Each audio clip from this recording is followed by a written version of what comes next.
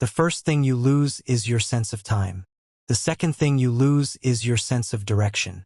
And the third thing you lose, the thing that takes the longest, the thing that fights the hardest, the thing that you hold on to with every fiber of your being, the third thing you lose is hope. And I'll tell you right now, hope is the only thing that kept me alive. I was 32 years old. I was an experienced hiker. I'd done the Appalachian Trail.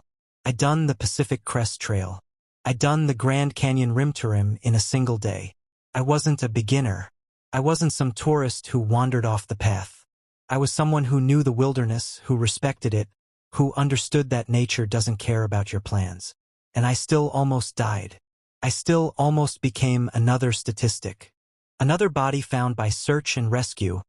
Another headline about another hiker who didn't make it home. The desert is a beautiful place. I still believe that. I still love the desert. But I will never, ever underestimate it again. The desert is not your enemy. The desert is not your friend. The desert doesn't care. That's the truth. The desert is indifferent.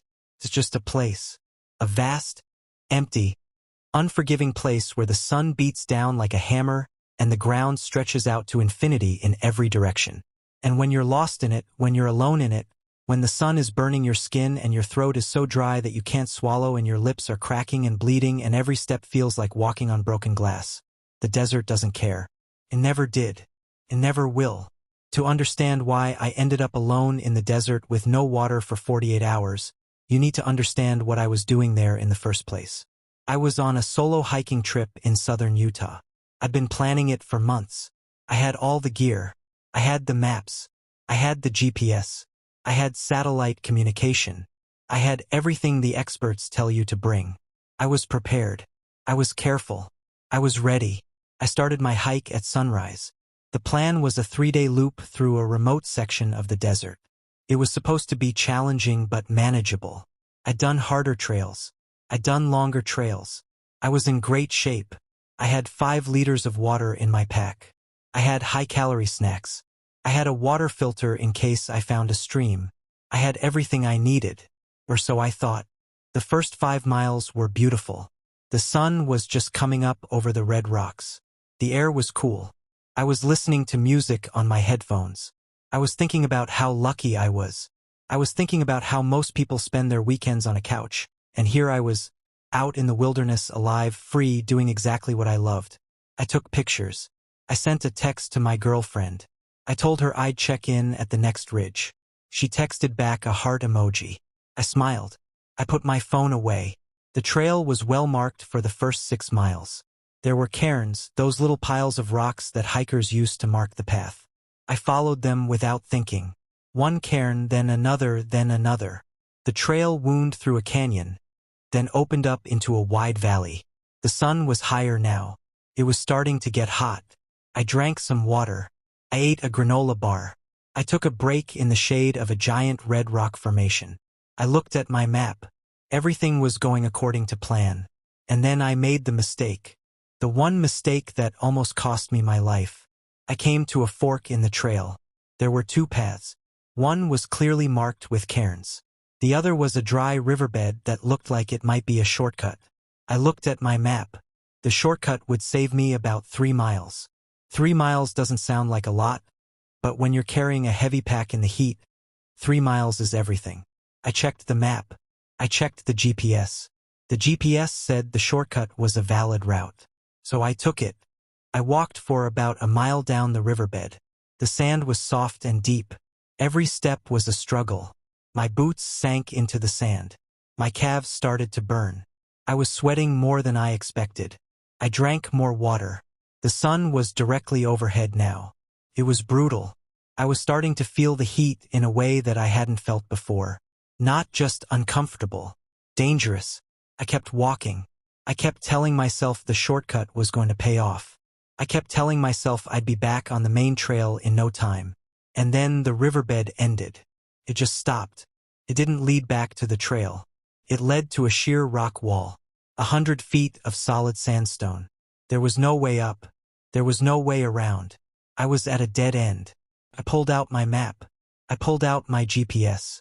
The GPS said I was exactly where I was supposed to be. But I wasn't. I was lost.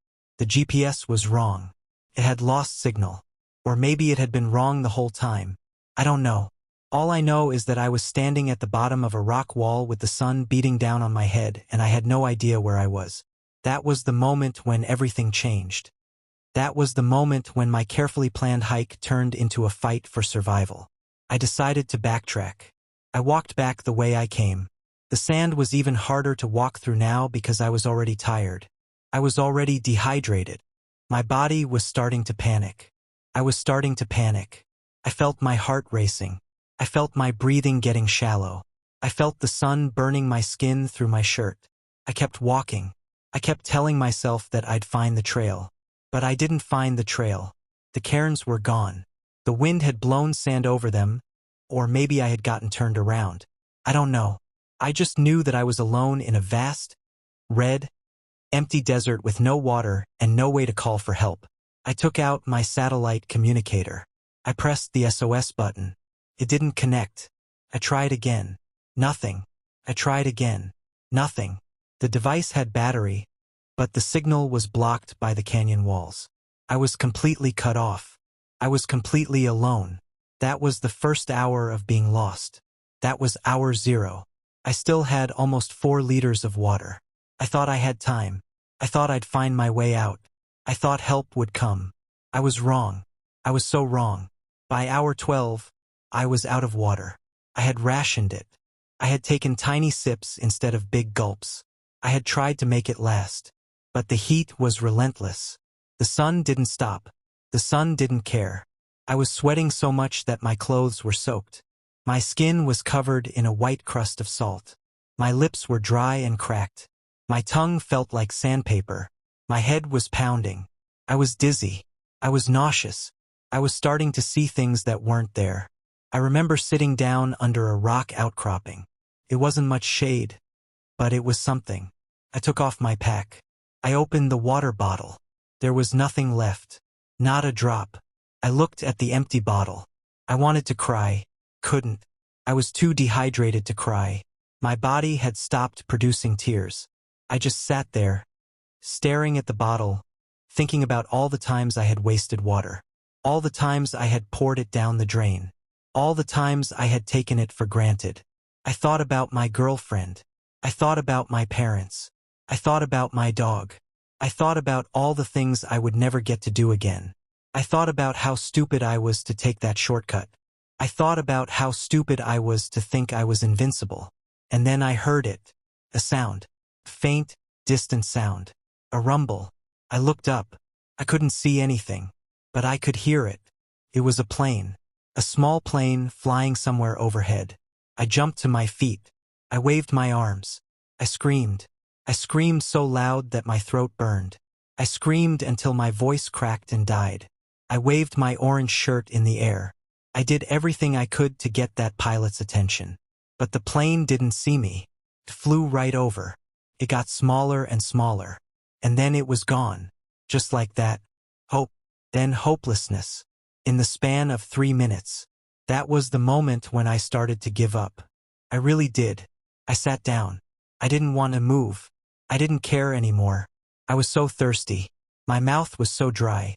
I was so tired. I was so hot. I just wanted to close my eyes and make it all stop. I thought about the people I loved. I thought about how they would get the call.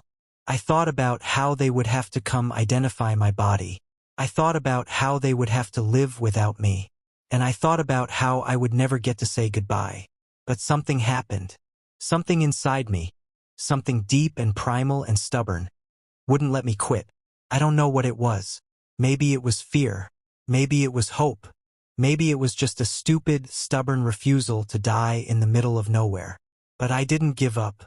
I stood up. I picked up my pack. I kept walking. That's when the hallucinations started. At first, they were small. I thought I saw water in the distance. I would walk toward it and it would disappear. I thought I saw trees. I thought I saw a road. I thought I saw people. None of it was real. It was just my brain, desperate for relief, conjuring images of survival. I was so thirsty that my brain was playing tricks on me. I would stop and stare at a rock for 10 minutes, convinced it was a person, convinced it was a rescuer coming to save me. And every time I was wrong. Every time I was alone. There's this thing that happens to your body when you go without water for too long. It's called hypernatremia. It means your blood gets too salty. Your cells start to shrink. Your organs start to fail. Your brain swells. Your kidneys shut down. You lose the ability to think clearly. You lose the ability to make decisions. You lose the ability to recognize danger. You just keep walking even when you should stop. Even when there's no point. You just keep going. I walked through the night. I didn't sleep. Couldn't sleep. My body was too busy fighting. Every time I closed my eyes, I saw things.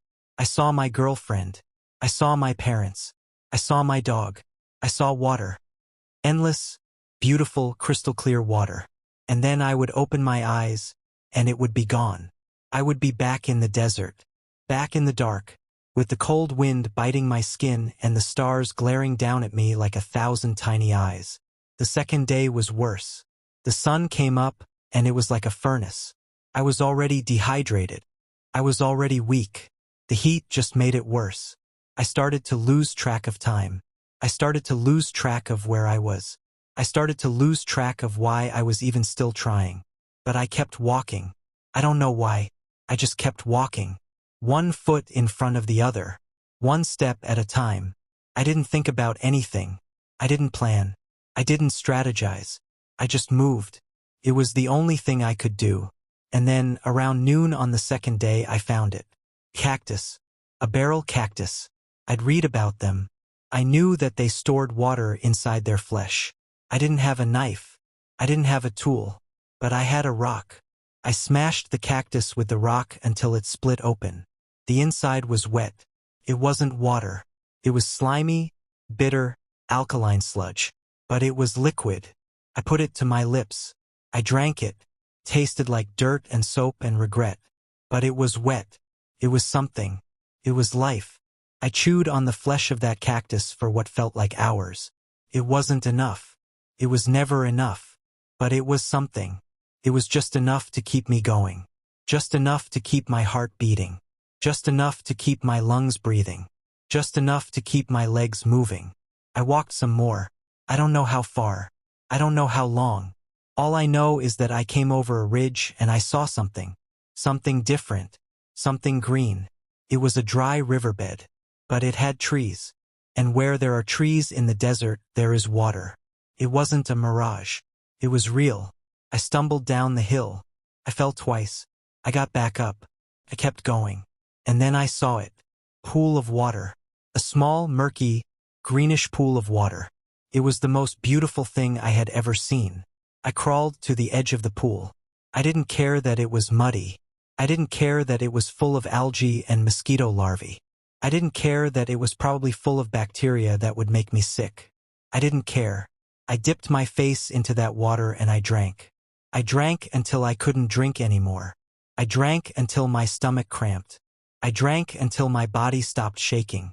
I sat there, in the mud, next to that ugly green pool of water, and I cried. Real tears. For the first time in 2 days I had tears. I didn't stay there long. I knew I had to keep moving. I had to find help. I followed the riverbed downstream. I figured it would eventually lead to a road. I walked for another hour. My body was still weak. My head was still pounding. But something had changed. Something inside me had clicked back on. I had hope again. Real hope. Not the desperate, false hope of a mirage. Real hope. The kind that comes from knowing you've made it. The kind that comes from knowing you're not going to die. And then I heard it. A sound. A beautiful, wonderful, miraculous sound. The sound of a truck engine. I looked up. There was a dirt road. And on that dirt road was a pickup truck. It was driven by a rancher. An old man with a gray beard and a dusty hat and a dog sitting in the passenger seat. He saw me. He stopped. He got out of his truck. He walked over to me. He looked at me. I was covered in dirt. I was covered in cactus spines. I was sunburned. I was bruised. I was bleeding. I was barely standing. He said, "Son, you look like you've been through hell." I said, "I have." And then I collapsed. I woke up in a hospital. I was on and for.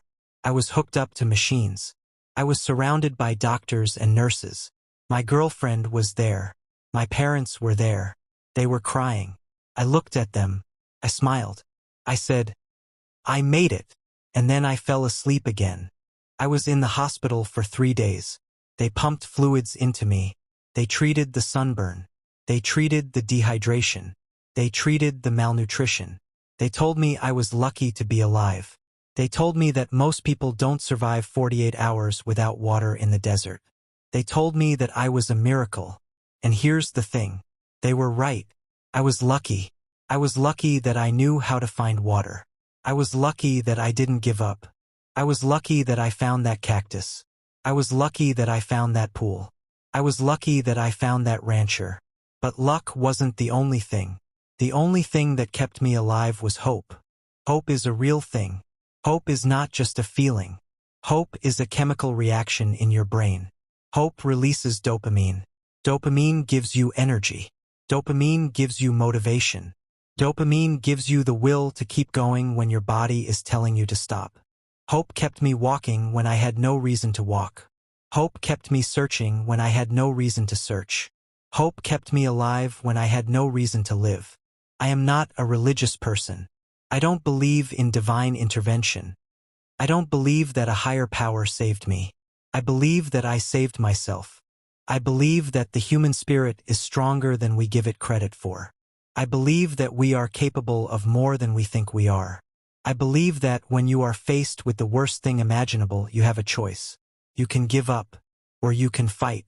And fighting doesn't always mean winning. Sometimes fighting just means surviving. Sometimes surviving is enough. I think about that experience every single day.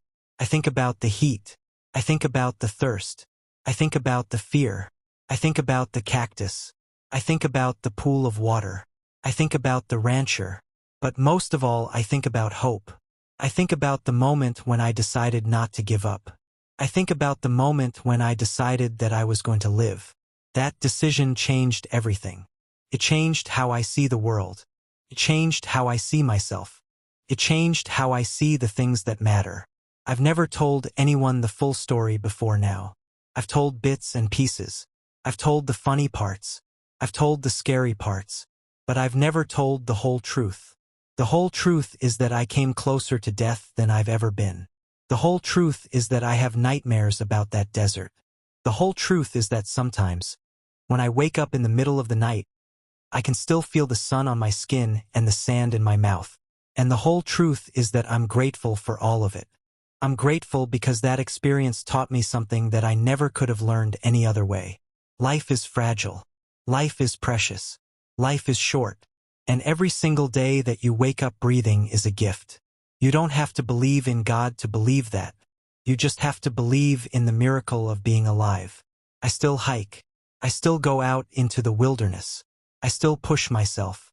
But I do it differently now. I'm more careful. I'm more prepared. I don't take shortcuts. I don't take anything for granted. And every single time I take a sip of water, I think about that desert. I think about the thirst. And I think about how lucky I am to have something so simple, something so basic, something so essential. And I never, ever waste it. So here I am years later, telling you this story. Telling you about the worst 48 hours of my life. Telling you about the desert.